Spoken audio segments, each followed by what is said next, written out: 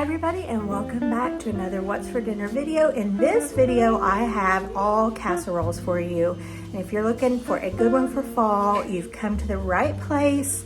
These are all so good, several of them new to us, and we loved all of them. All right, let's get right on into the video. So we're starting off with the easiest one in the whole bunch, which I think they're all relatively easy, but this one could not be more simple. In your skillet, you want to brown up 2 pounds of ground beef. Just get that browned and drained. Next, you're coming in with 2 cans of manwich. I grew up on manwich. My mom never made sloppy joes from scratch. It was always manwich. So this is a little bit of a throwback for me because I usually make it from scratch when I make it because of loving that Pioneer Woman recipe for sloppy joes so much. But like I said, this one is so easy. So in with the 2 cans of the manwich, get that all stirred together well. Next up, you are going to use a whole 2-pound bag of tater tots. I wanted to serve this one out of this extra deep iron skillet that I have. So I am putting the first layer of tater tots down in the bottom. You're just going to come in with all of your meat mixture on top of that. I am making this particular time to take to church for a fellowship meal, and so I knew that this would be great to be baked in the oven once I got to church. So that's what I did. I actually browned the ground beef and put the manwich in it the night before, and then this is Sunday morning, me putting the rest of it together. After I put in the 2-pound mixture of the ground beef and the sauce, you're just going to come in with your cheese, and I'm using just a cheddar cheese, and I went heavy on the cheese because I think that is just the way that it would be extra delicious. I found this recipe on, I believe the channel on Instagram is called Midwest Cooking. I've made several of his recipes. He always has really good ones, and they're all fairly easy and quick to pull together. So that is where I found this recipe. So after you have the meat mixture and the cheese, you're just going to come in with the remainder of the tater tots, and you're always just kind of hoping that the amount that you have left is going to be the right amount for the top, but you can usually always make it work, either squish them in a little tighter or separate them a little further to fill out the space. And then this just baked in the oven at church for about, I'd say I baked it for about a half an hour or so.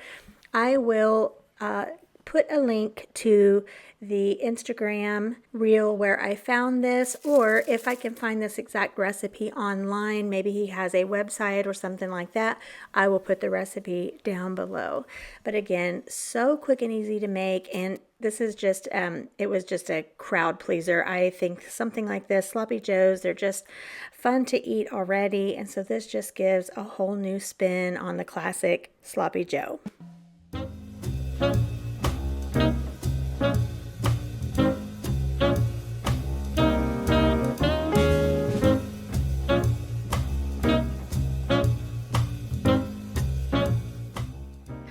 This next casserole that I am showing you is called a spinach and ravioli lasagna.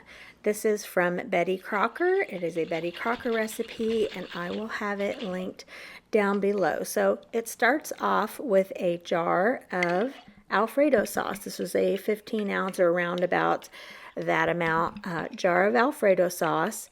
You're going to mix that with about 1/4 cup of chicken broth. Those 2 things together are what makes the sauce for this casserole. So you're going to put a layer of that in the bottom of your casserole dish, and next you're going to come in with spinach. It calls for about 6 ounces, and it calls for the spinach to be chopped. Next, you are going to use some pesto. Now, I did not have a traditional basil pesto. You only use 1/3 cup, but I did have this delicious lemon pesto from Trader Joe's, and I knew this would work perfectly. In fact, maybe I would like it even better because this lemon pesto from Trader Joe's is oh so good. Now you mix the pesto with the spinach leaves and it just kind of causes that spinach to start breaking down a little bit. Now, the recipe did say for the spinach to be chopped, and that was an oversight of mine. I did not chop the spinach, and I wish I had. Although it cooks and it gets soft and tender, I think I would have preferred it as the recipe did call for it to be chopped, but I didn't even read that it said to be chopped. I just knew it called for 6 ounces of spinach, so it didn't mess anything up by any means. All right, next up, you're going to put a layer of the mixture, the spinach and the pesto sauce, and then you're going to come in with your ravioli, and it calls for a 25-ounce frozen cheese ravioli, and you're going to use them while they're frozen. So you're just going to put a layer of the ravioli right on top.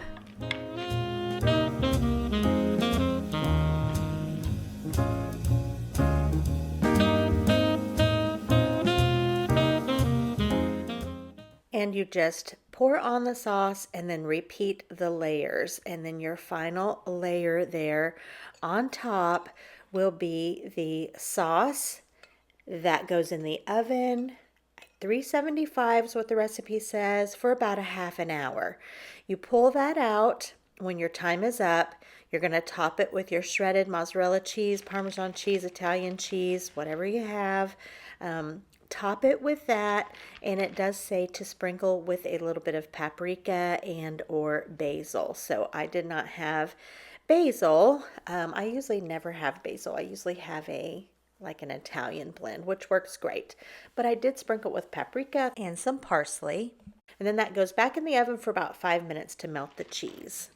Now the bag of spinach that I had was a 10-ounce bag. I'd already used a little bit out of it for something else, but I decided to go ahead and finish it off here by making us a spinach salad to go along with this casserole. So I'm taking off some of these thicker stems. It seemed like they definitely had some big ones in there. I wanted to get those out.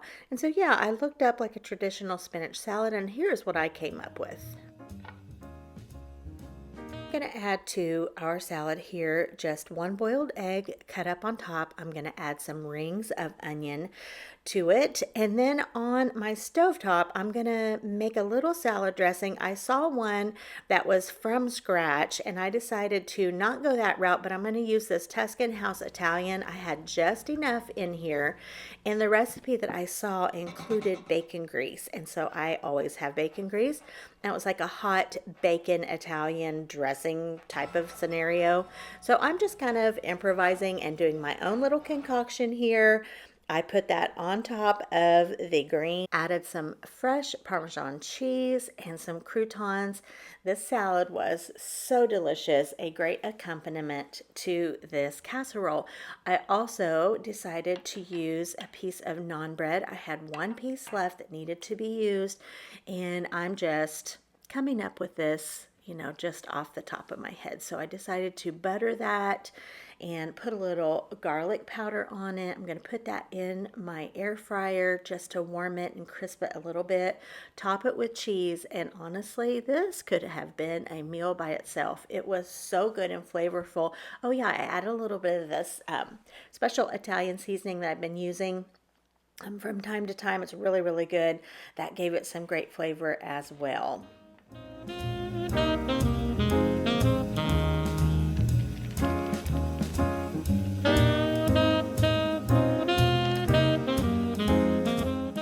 This only took a couple minutes in the air fryer. Look at that golden cheese on top, and my casserole is all done and out of the oven, ready to plate this up. This was such a fun Italian dish, very different than anything I normally make. We really enjoyed it. The addition of the lemon pesto was such a great flavor. I will definitely make this one again. It felt elevated for how easy it was. The sides were great. This was just a really, really yummy dinner. I encourage you to try this recipe.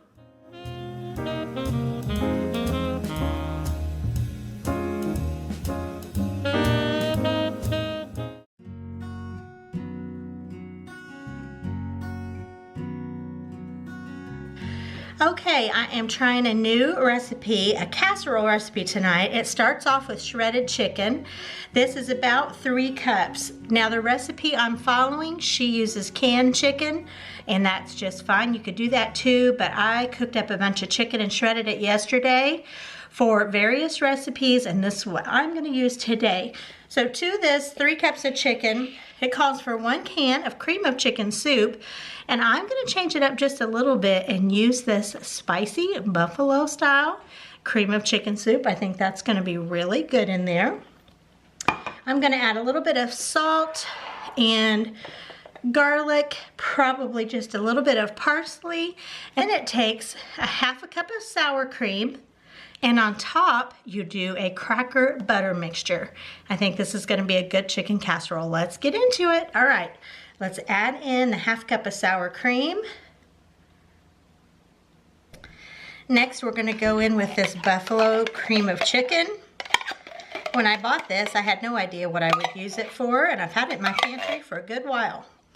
So I just didn't know what I could use it for. And so when I decided to make this chicken casserole, I just thought, let's put a little spicy twist on it and use this buffalo cream of chicken for that. Okay, let's sprinkle in a little bit of parsley. I'll probably put some more on top. Garlic powder. A little. Okay, my battery died and I had to switch. There we go. Now I'm on my phone. So let me just pay attention to make sure I have you guys in focus. All right, so we just want to give this a stir until it's well combined. And we're going to put this in our, it says a smaller casserole dish that has been sprayed. So got this mixed together. Looking great. Now let's get this in our casserole dish.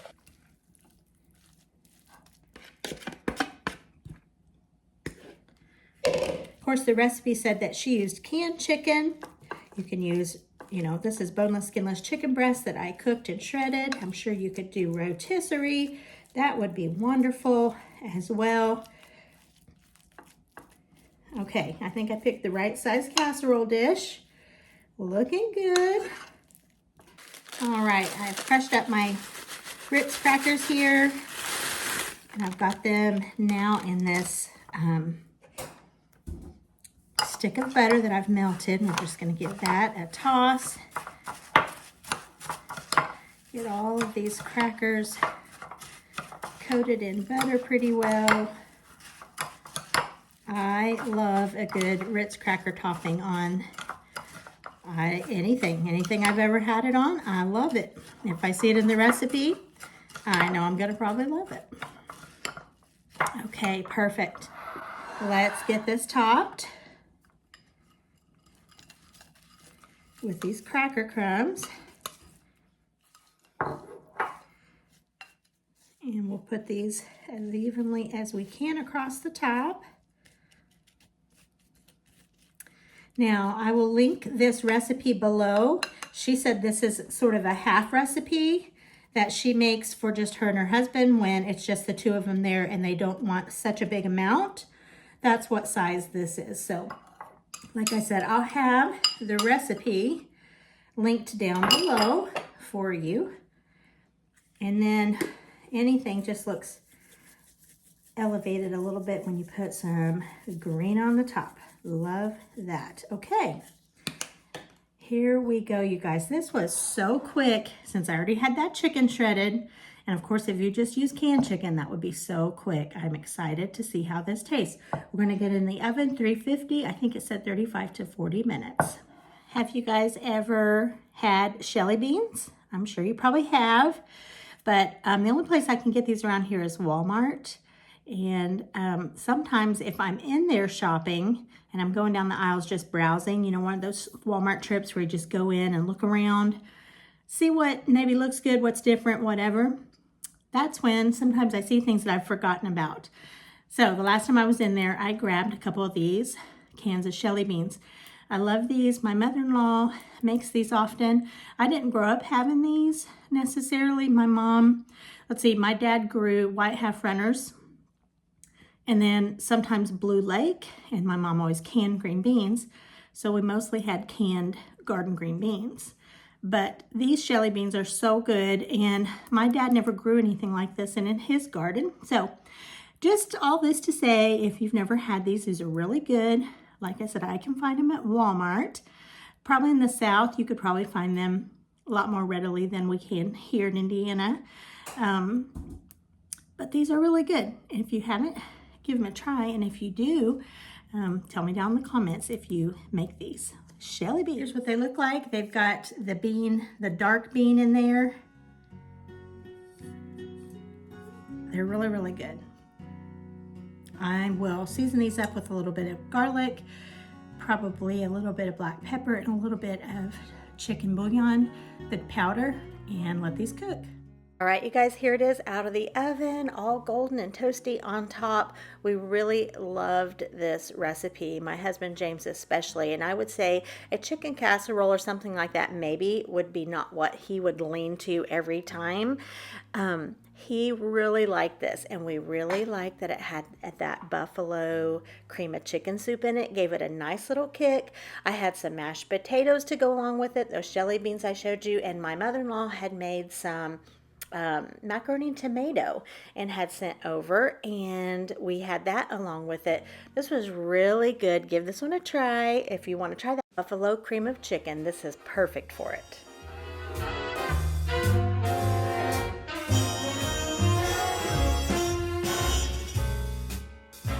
Hey everybody, I am getting ready to make a new recipe. It's called Forgotten Chicken and Rice. And I think this is going to be really good. It sounds really good, and it also has just a few ingredients, and it all bakes together in the oven. So you want to start off with some chicken, a cream of something soup. I am having this recipe. The original recipe says a can of cream of chicken and of mushroom. I'm going to go with the mushroom since I'm having this recipe. You need some minute rice. And you need one of these Lipton recipe secrets of like the beefy onion or beefy mushroom. And you get this mixed together and it bakes. So I'm going to get started on this. I'm going to bring you along. Like I said, I'm cutting this recipe in half. I'm going to link below for you the link to click to go to the original recipe. She's got some additional ideas for things if you would like to mix in, some other options.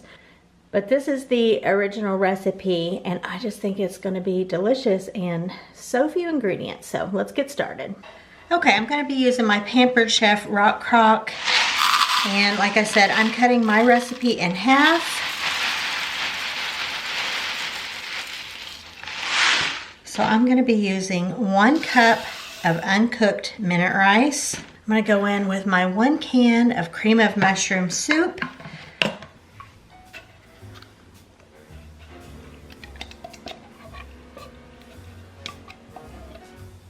1/2 can of water, and then this is going to be mixed together in the baking dish.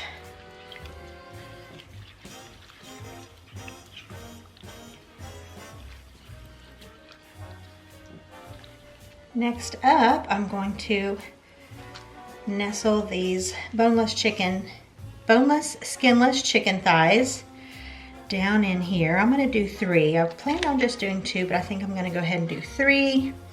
Get these nestled down in here. I could have removed some of the fat, but there's not a whole lot, and that'll just be great extra flavor. And the final ingredient is this Lipton or any brand of these little soup mixes. And I'm only going to use half of mine, since I'm splitting the recipe in half. So I want to make sure I have all the seasonings mixed up here. You know, I'm going to use the whole thing. There. I think that actually didn't look like too much based on what I have in here. Now these tend to be salty, so you definitely don't want to add anything that's going to have some salt in there. So the recipe said just make sure this covered the top of the chicken. And this rock crock has its own lid. So I will put this in the oven and it will bake at 350 for 1 hour. And it says don't raise the lid. If you have foil on there, don't take off the foil. It's called no peek. So we want to not look at it, let all that steam stay in here to help cook the rice and the chicken. And here's the moment of truth. I did not peek. Doesn't this look so delicious? And I will just go ahead and tell you, it was so flavorful for such few ingredients. This came together so quickly. This would be a great recipe to have in your little arsenal that you can pull out when you need something quick or you don't have time to babysit something. This no peek chicken and rice, it was great. I just steamed up some broccoli along the side to serve alongside, and it was perfect. It was great as leftovers. I'm really glad that I tried this recipe. We loved it. All right, you guys, thanks for watching. I appreciate any time you come by and spend some time with me in the kitchen. If you would, give it a big thumbs up if you enjoyed it. Tell me down in the comments which one you plan on trying. If you've not subscribed, subscribe. I would love to have you, and I'll see you next time. Good Lord willing, and the creek don't rise. Bye, everybody.